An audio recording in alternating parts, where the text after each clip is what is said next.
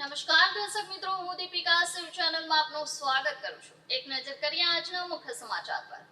રાજ્યના કૃષિ મંત્રી શ્રી જીતુભાઈ વાઘાણીએ તાપી જિલ્લાના ખોડ તળાવ ગામમાં ભારે વરસાદથી થયેલા પાકનું નુકસાનીનું નિરીક્ષણ કર્યું। આ અવસરે આદિજાતિ વિકાસ મંત્રી શ્રી નરેશભાઈ પટેલ અને રાજ્ય કક્ષાના મંત્રી શ્રી રમેશભાઈ કઠારા પણ ઉપસ્થિત રહ્યા હતા। મંત્રીશ્રીઓએ અસરગ્રસ્ત ખેડૂતોને તાત્કાલિક સહાયનો વિશ્વાસ આપ્યો। કૃષિ મંત્રી શ્રી વાઘાણીએ જણાવ્યું હતું કે રાજ્ય સરકાર ખેડૂતોના પડખે છે। સમગ્ર રાજ્યમાં પંચ રોજગામ સર્વે કામગીરી ઝડપથી ચાલુ છે। ટૂંક સમયમાં જ અહેવાલ રજૂ કરી ખેડૂતોને રાહત પ્રદાન કરવામાં આવશે।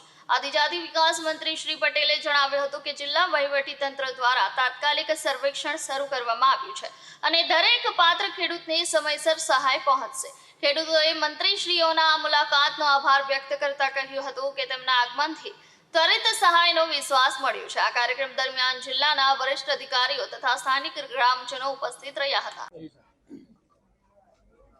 સુરત જિલ્લાના બારડોલી તાલુકાના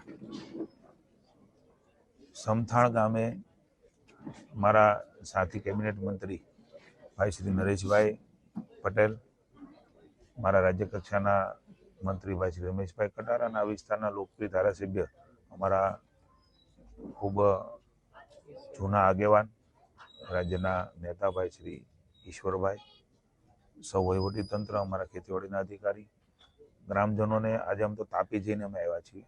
માનનીય મુખ્યમંત્રી શ્રી ગીર સોમનાથ અને જુનાગઢ મુકામે આજે ખાસ જે પ્રકારે કમોસમી વરસાદમાં સ્થિતિ નિર્માણ થઈ છે એ સ્થિતિનો તાગ મેળવવા સતત અમારી સાથે સૂચનાઓ આપી મિટિંગ કરીને માર્ગદર્શન મુખ્યમંત્રી શ્રી નાયબ મુખ્યમંત્રી ભાઈ હર્ષભાઈ આપતા રહ્યા છે।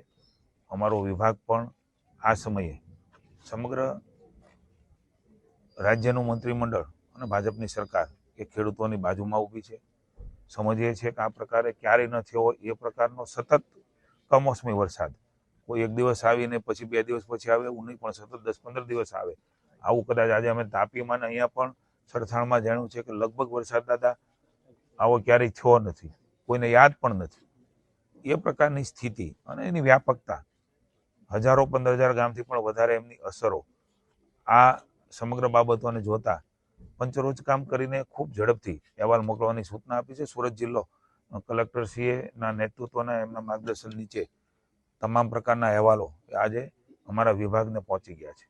હું રાજ્યના ખેડૂતોને, સુરત જિલ્લાના ખેડૂતોને આશ્વસ્ત કરવા માગું છું કે ભૂપેન્દ્રભાઈની નેતૃત્વની ભાજપની સરકાર એ ખેડૂતોની બાજુમાં છે।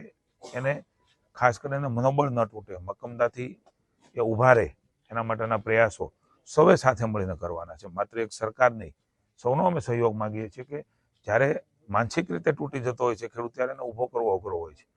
આ સમય છે કે એમને માનસિક રીતે સૌએ ભેગા મળીને ઊભો રાખવો, કારણ કે કુદરત સામે બાદ ભીડવા ખેડૂત ટેવાયેલો છે, પણ આ વખતેની સ્થિતિ વિશેષ છે ત્યારે સરકાર અને સમાજના સૌ લોકો સાથે મળીને એમને ઊભા કરવાના પ્રયાસ કરીએ તો એમની તાકાતને શક્તિ છે, એનું ખમીર છે, એને સહયોગ કરી છે તો ફરી વખત બેઠો થઈ અને ફરી એ જગતનો તાત એ ધાન આપતો થઈ જવાનો છે।